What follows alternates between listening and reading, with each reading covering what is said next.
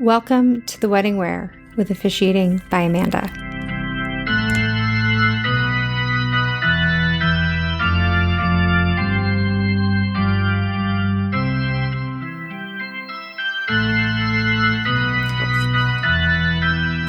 Welcome back to The Wedding Wear. Something kind of unique today and a little different. I just completed wedding number 200. And then I instantly went into wedding number 201. And I wanted to put out a bonus and kind of highlight some of the trends that I have seen so far this year in 2025. Things that have been a little different, a little more unique increases or even decreases from previous years. And as we are in the heart of summer, I am getting more and more cognizant to my schedule. So this is my little, hey, I'm going to take a little break after this episode of kind of the typical content. I'm still going to work to have out some almost mini episodes between July and August. I'm also noticing that with my schedule, I have quite a few weeks without weddings, which is nice. That is not to say I'm not busy. In the 25 weeks that are left in the year, I have 22 weddings booked. So I will certainly be busy, but in the next about 4 to 5 weeks from July 13th until pretty much the last weekend in August, I don't have anything wedding-wise. And so I'm really going to use that time to dive in with my husband on our house hunt, going to be focusing on kind of cataloging everything I did in the first 6 to 7 months of the year, get the wedding website up to date, maybe take a look at packages and offerings and see where I can allow for the business to grow even further than it has this year. And then, continue on in my job hunt. So for those of you that might have picked up bits and pieces over time, I have about 10 and a half years experience in frontline fundraising. And at the end of 2024, got to a point where fundraising wasn't fun anymore. So put the normal 9 to 5 life to the side and have been doing weddings, some consulting work, some odd jobs, selling commissioned crocheted projects, just a lot in the last 6 months as I've tried to find what works for me and for where I want to be. Obviously, we moved, we've done a lot of stuff, but it's time to really jump back in and get myself into a place where, I could have benefits, where I can feel equally contributing in the finances of the household. So just a little housekeeping note that you'll still have out some episodes, but they won't necessarily be the story times. I have a few interviews that I've completed that I have to edit out. Gosh, it is really crazy that I think, I'll interview for like an hour.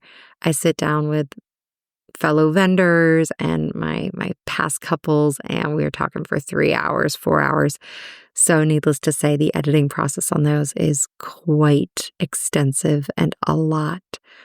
But I'm looking through all the content, looking at what episodes have done well, what sort of things have spoken to everyone. Please, if you've had a favorite episode so far, drop me a line. Let me know. Let me know what you want more of. Do you like the interviews? Do you like just the story times? Do you want shorter episodes? Do you want longer? I'm really going to be taking the time to look at the metrics, dive in, and work to really keep this going in a very successful way. Plus, line up some more interviews, start to get them into the can and get them ready to go. Just a lot happening. So I wanted to let you know, if you were excited for your every single Wednesday, there will still be stuff coming out over the next 6 weeks. It might not be Wednesdays. I might try to play up the dates a little bit and just see what works. Maybe people like Thursday releases. I actually get a lot of listens on Thursdays, so maybe that's a better fit for timing. but also, just really take the time to not be a crazy person as I've been for the previous 6 weeks, 12 weeks, heck, since the start of the year, 25 weeks. But thank you all so much for jumping in so far and listening along. I've also been thinking about where do I cut a season off at? And I think I'll keep it to like the years, right around the holiday time this year. I'll call a wrap to the season 1 and then start season 2 of the podcast with, much like we did this past year, the overall stats. So consider this like your midterm, your progress report, because we are going to be talking about stats and things that have gone on so far in this year. All right, diving in. So far, getting to July 1st of this year, yes, lifetime-wise overall, I have done wedding number 200 and 201. In the year so far, I have done 37 weddings. And when you take the additional 22 I have on the books, that takes me to 59. It's just a little shy of like my highest year, but still really, really good. I like to be around 50, 45 to 55 is a nice range, especially when there's only 52 weeks in a year. It definitely means that there were some weeks of hustling. And I've got in front of me, you guys can't see it, but it's a gigantic spreadsheet of all of the couples' ages and if they've been divorced previously and how they found me and the location for the wedding and did they have unity. So that's kind of where I'm pulling all of these stats from to give you the most information that we've got going in this kind of midterm wrap. There's a part of me that seemed like at the end of the year, I should put these into ChatGPT and be like, what's the most common name and middle name and age of couples and all of that jazz. So we'll go forward from there. But giving you some intel, the average age of brides so far this year have been 30 years old, with the youngest bride being 22 and the oldest bride actually being 60. Absolutely fantastic. We do have 1, 2, 3, 4, 5, 6, 7, 8, 9. 9 out of those couples of those brides having been previously married at least once. So, okay, not crazy, not bad. Now let's look over at the grooms or, spouse number 2s as we look at this beautiful sheet here. And the grooms actually are older. So the average age is 32 to 33 years old, with the youngest being 23 and the oldest being 48. So kind of an interesting little balance there. Definitely some older women, but some younger women and men kind of falling right in the middle. And I laugh because I'm 3 years older than my husband, and this kind of trend shows it differently, that the guys are typically 3 years older than the women, which is a lot of fun. And we've got 1, 2, 3, 4, 5, 6, 7, 8, 9, 10, 11. We have 11 of the gentlemen having previously been married, including one who this was wedding number 4. So we leave that at that. All right. How do they find me? Let's see here.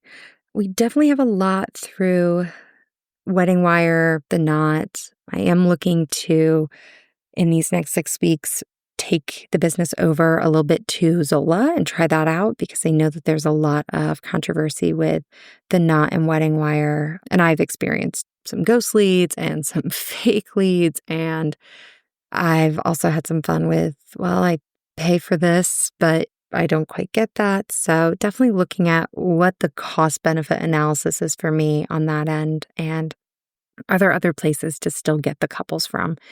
Though, again, with as much as The Knot and Wedding Wire have kind of against them in the industry, it is still the highest place I get couples from. So I got to keep all that in mind as well. So then let's talk locations. And I will say one of the biggest things this year that I have not had before is waterfall weddings. And some of this was even before I moved up to an area which does have quite a bit of waterfalls around.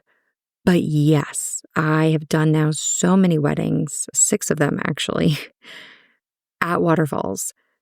gorgeous, beautiful. I will certainly have them in a location kind of wrap up of where you might want to go or what you might want to do, but absolutely gorgeous. And I laughed. There was one I did a wedding at. Oh gosh, I'm even trying to find it on my list here. Uh, why is it escaping me? Dry Run Falls. And it was about a 7 to 10 minute walk to get over to the falls. And every step of the way, I was just, kind of really reflecting on how far I've come. When I started in this business, I was a very large woman. I was over 300 pounds. And I just have reflected that there'd be no way I could have done that sort of a hike over some unstable ground, some precarious steps, kind of leaning on the edge any other time in my life. And so I'm really grateful for those moments when I'm able to get them and to really take the time to reflect with it. Mileage. Let's talk about how much I've traveled, because some of these falls and some of these venues have been in the middle of nowhere. So round trip wise, so far this year, we're at 5,073 miles. My poor sweet car, oh my gosh, she's a 2010 blue Subaru Outback named Savannah. I call her Savvy the Subi. And she's my go-to. I know I have to start planning to let her go and to find my next business ride. But man, the adventure she's been on for this, the states traveled all over the place. And especially I couldn't have done the move without her. Really could not have. But yeah, that's a lot of miles to put on. And that's just for the start of the year. I still have, like I said, 22 more weddings at this moment that I know of. So if anyone's got recommendations for a good, reliable car that could transport people or just lots of wedding supplies, good gas mileage, dependable in rain, snow, sleet, hail, all the weather that we get in Northeast Pennsylvania, I would be more than happy for it. So far this year, we've had 1, 2, 3, 4, 5, 6, 7, 8, 9, 10, 11, 12, 13, 14, 15, 16, 17. We've had 17 couples with a unity ceremony. In fact, my 200th wedding did a double unity ceremony. I'll be covering that in an episode, hopefully be able to get the couple on. Hand fasting, very popular this year, which is awesome. It's one of the unities I do full inclusion on, and I will have an episode out that is all about hand fasting, where we get the tradition from, symbolism and colors, the cords, different designs you could do with your hand ties. I love it. Uniquely, I had a 3D printed unity ceremony earlier this year. The couple combined a heart together, like an outer heart and an inner heart, and it was 3D printed. So that was really cool and unique for this year. I've done a bunch of sand ceremonies, but very uniquely, one of the couples that got married at a waterfall wanted a crystal sand ceremony. So that's not one of my typical offerings. So they had to get the crystals, but really great. There was rose quartz and there was like a little graphite.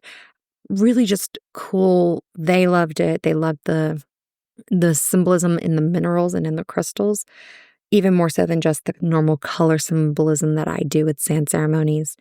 And we also had my very first lock and key unity, where the couple put their locks together, locked them up tight, and literally tossed the keys, threw away the key. So I was excited to get to write that around. We've got counties all over the place. We even have a couple New Jersey weddings. I don't really see kind of a trend yet. Schuylkill County, Luzerne, those two stick out a little bit. Always happy when I can get a Berks County marriage license. For the number of years I did weddings based in Reading, Pennsylvania, I know Berks County licenses really, really well, which is great and fantastic. Looking at packages, the deluxe wedding package is still the most common because it kind of incorporates a lot, as we've talked about previously. You're in a nice 20-minute range within a 30-minute kind of ceremony space. It's got unity. It allows for customization. It's pretty cool. A lot more Zoom rehearsals this year, which I'm not mad about because I actually don't take that mileage into account in this tracker. I should. But going back and forth for in-person rehearsals, I'm sure would absolutely destroy my bottom line, would raise prices insanely. So for those of you that are out there looking for an officiant, definitely think about, could you be comfortable with a Zoom rehearsal where it's just the two of you getting kind of the marching orders? And do you have a day of coordinator who's already going to line up everybody and tell them to stand there and look pretty? Do you really need to have your officiant in person? I get now why some of the other officiants in my area charge $200 separately to include rehearsal because, yeah, the time it takes, the travel range, it's a lot. So I definitely recommend that you think about that. I do offer my couples kind of a, do you want to guarantee me for in person? Do you want to have it pending availability? Or do you want to go with Zoom? And even, option number 4 of, do you want anything at all? Which for paperwork and two-person elopement weddings, I normally recommend that they don't do anything at all. Really, nothing is needed.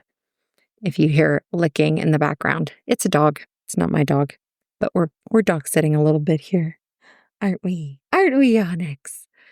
Electronic is the highest version of payment. So shout out to all of my Cash App, Zelle, Venmo, payment friends, even Apple Pay. Love it. Thank you. But I uniquely have to say that this year, so far, I've done a few prison weddings, and one of them I was paid from the inmate. So I got a check from the prison, and that was really kind of cool and special.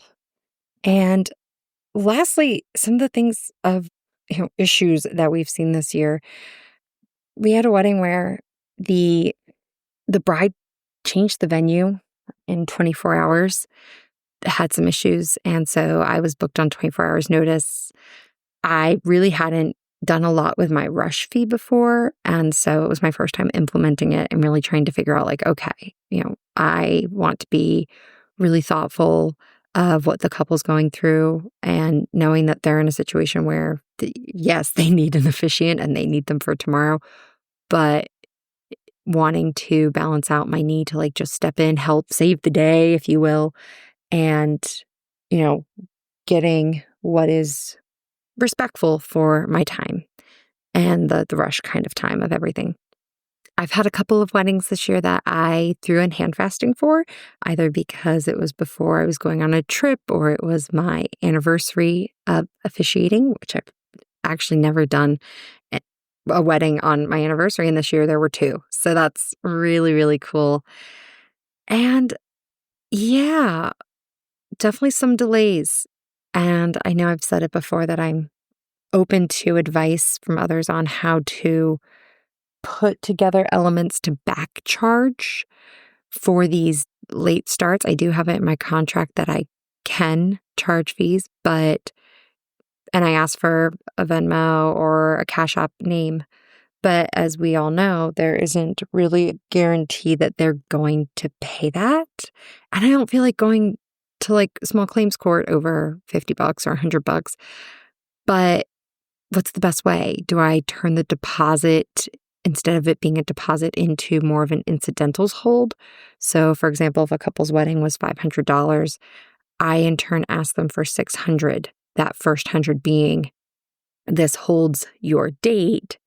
And then after final balance, after the wedding, after everything is said and done, that first $100 was also for incidentals. And if you don't have any additional charges, congratulations, I can gift you back $100 I don't know. Very interested to see what people think about that. And if you've got any ideas, I'd love to hear it. What makes sense to you? Or do I just kind of shut up, take it, and as couples run 15 minutes late, think about forgetting it? But I've had some significant delays waiting on a guest, waiting on the couple, waiting on the bride. Yeah, it can really throw off my day and my time. And outdoor weddings in the summer heat as I'm in right now, yeah, it's not how I like to spend my time. So that's where we kind of sit, kind of a state of the business.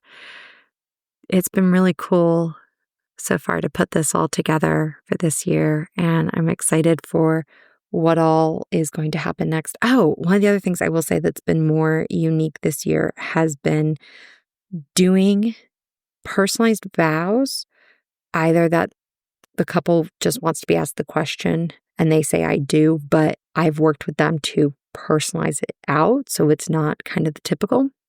And the other element that's gotten more common is doing a vow volley. So the couple would work together or work with me even and come up with, hey, these are the 6 to 10 things we would want to promise each other. And some of them can be funny and some of them are more sincere. And then the couple divides it out and have it on pieces of paper and read back and forth. I vow to always share the remote control. I vow to look at you like I did the first day we met. But that way, each of them didn't have to necessarily craft things themselves to get across this importantness and this personalization. But then they could also, pre-hear what the other person's going to say. They still get to say something during the wedding. It's a really cool idea. And speaking of vows, that's actually going to be the content that you guys will be getting in the coming weeks with what I'm calling mini episodes. I'm not even sure how I'm going to log them in. Maybe 5 minutes at a time. I'm going to go real short and real simple, but all of them are going to be samples of vows. So you'll get to see some fandom vows. You will get to see some vow volleys. You'll get to hear some of the typical and traditional vows that we have going.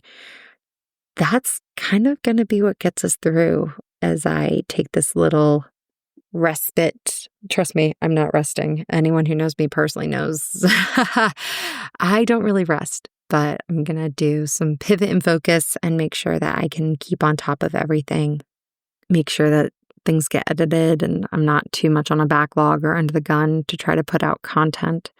So that'll be that. Thank you so much for listening in so far. We have not yet hit 1,000 listens. I'm really hopeful that over the next 6 weeks, new people will find the podcast, do some binging. I've done that recently on a few podcasts myself.